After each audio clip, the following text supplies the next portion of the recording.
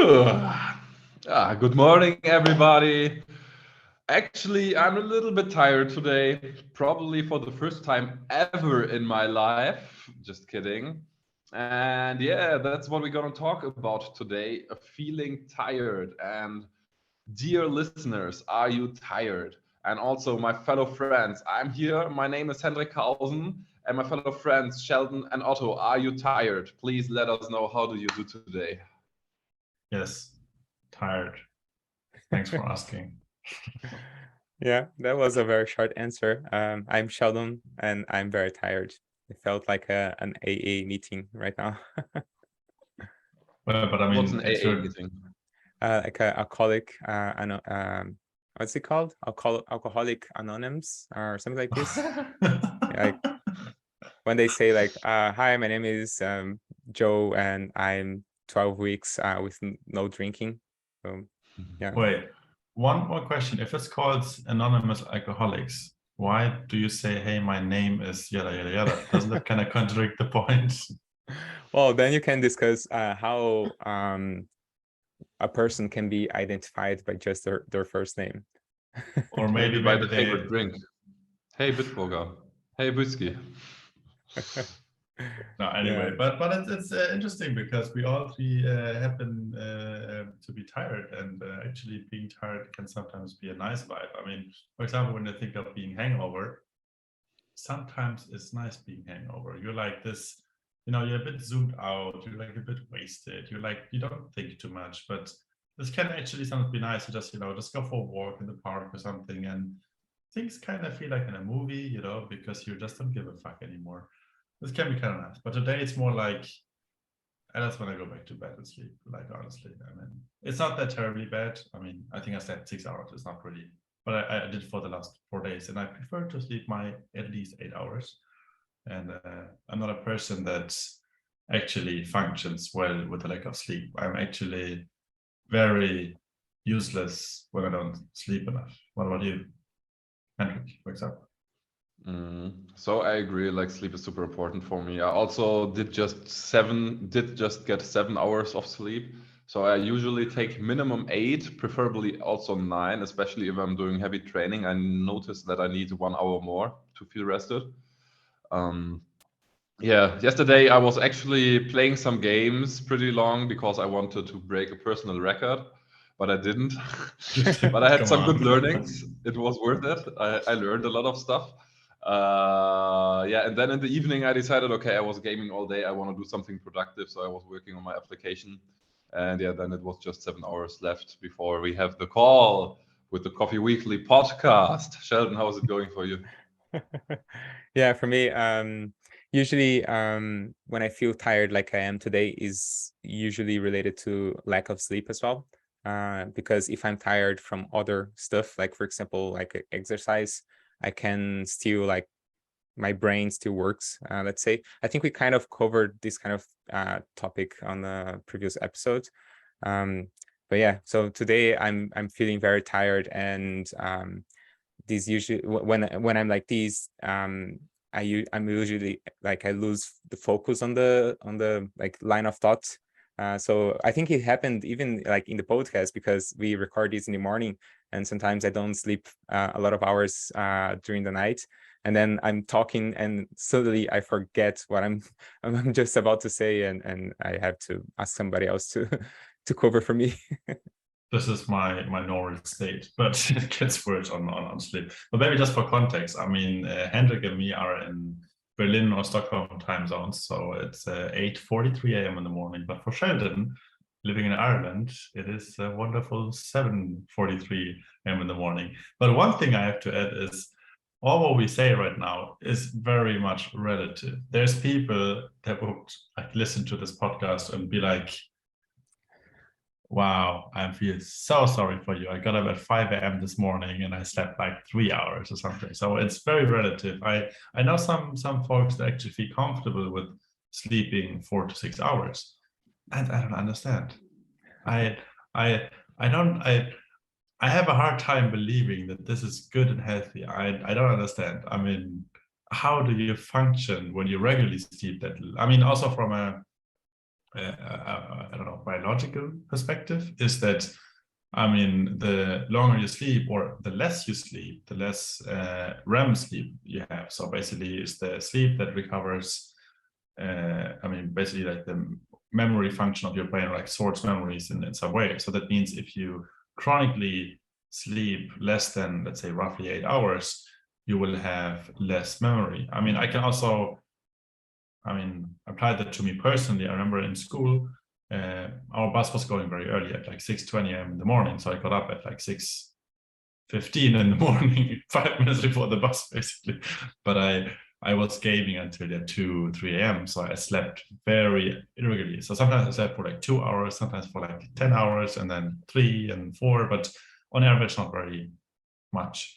And when I think back of that time, I don't remember much. There was like, of course, I was doing school stuff and I was maybe seeing that friends and this and that happened, but I don't really have like a feeling of I don't remember much from the time. So I pretty much prefer when I started sleeping regularly that I actually remember things the next day. And how about you, Sheldon?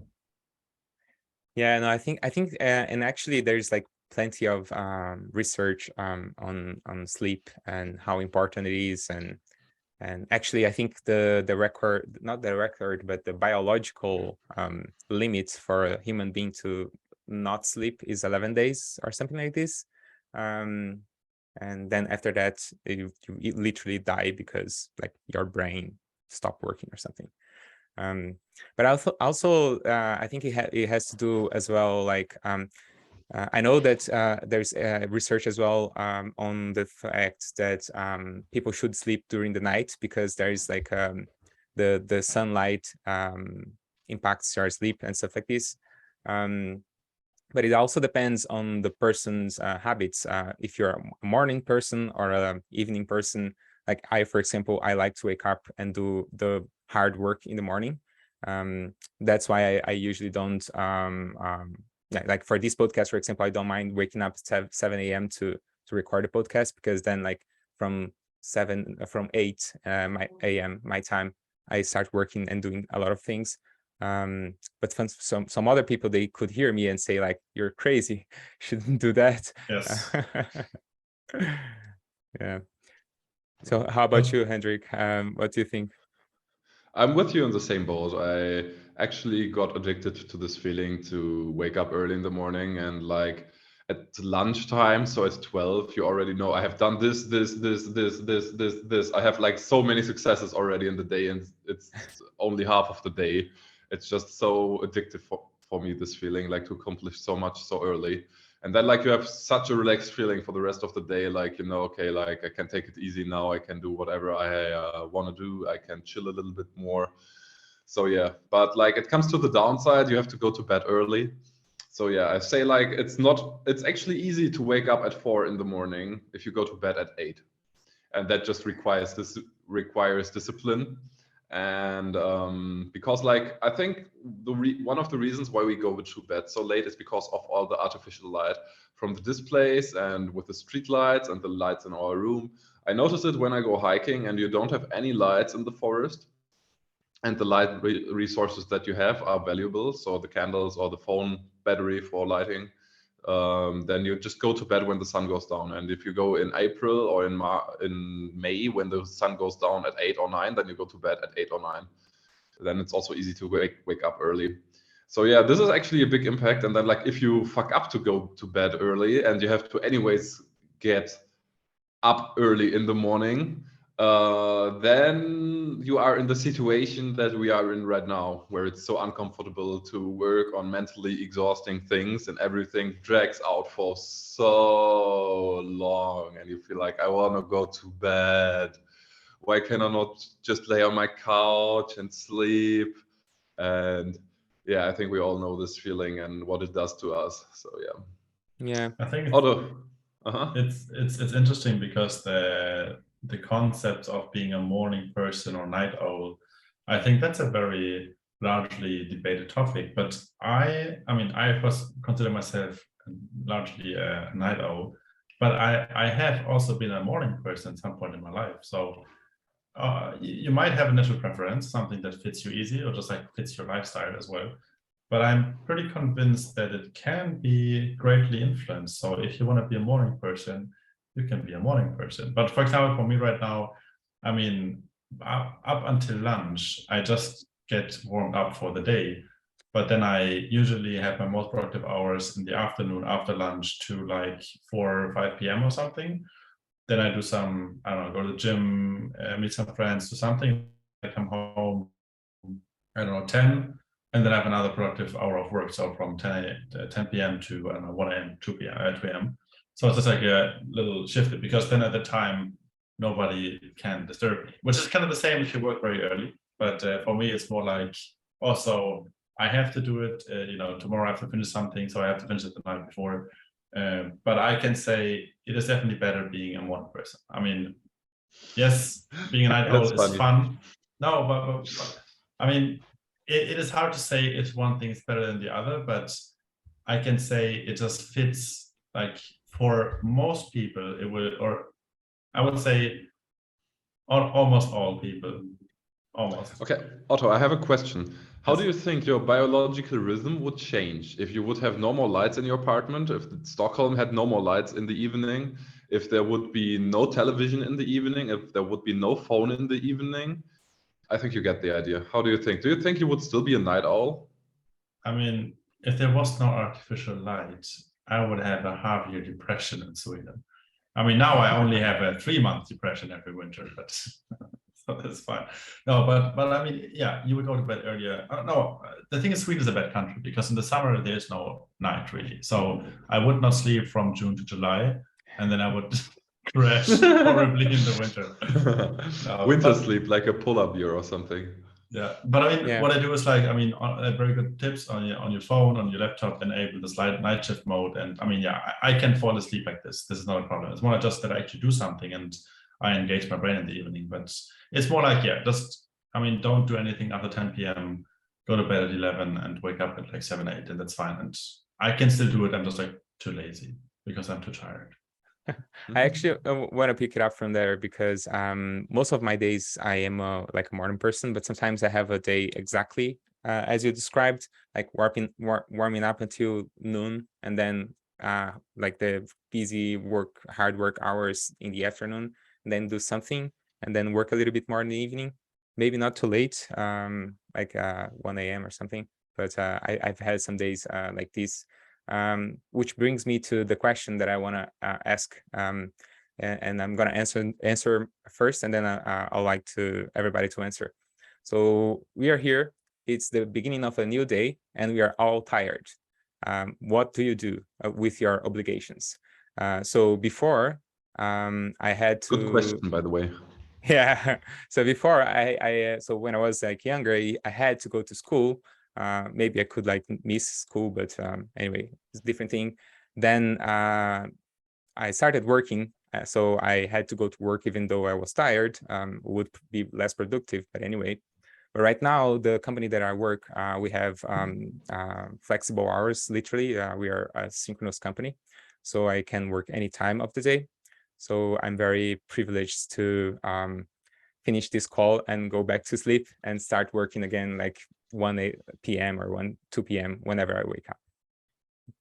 So how about you, Hendrik? How you deal with the obligations even though you're tired? Yeah, I think I'm gonna just rock it in the morning because honestly, I was lazy Monday, Tuesday, and Wednesday, and now I feel like, okay, it's timely to get some shit done. So I will actually be like a superhero in the morning and really rock the shit out of my job. And I will do that. And then like after lunch, I will have the feeling again, okay, like I really did amazing in the morning. Now I can take it a bit more easy and will take advantage of the home office and take it definitely more relaxed. Also, I have weekends today, so I'm actually pretty motivated. The day today will go over quickly. So yeah, that's it for me, how I'm gonna deal with it. I'm gonna like just rock through it, like with the head through the wall. Otto, how are you gonna do it? Do it, just do it. Exactly. I mean, when I'm realistic, I mean, I do have a meeting every day at 9:15, so I mean, I'm happy to take that. And then I just mostly fit in, but then I'm probably gonna have breakfast. And then after breakfast, I'm a little bit tired, even more than before. Then I will probably have a nap. And because, yeah, I mean, I have things to do, but it's not really that I have to finish them by 3 p.m. today. I might go to the office later today, so maybe I take that as a good excuse to actually chill until then, and then when I'm there, I can solve stuff. But most of the times when I'm tired, I actually do have a nap. I mean, sometimes even in 20 minutes or like 1.5 hours, depends on how tired I am. But I always, I mean, yeah, I've changed that a couple of years back, but I changed my ways of working that I prioritize my personal time. So it does happen often that I say, Yes.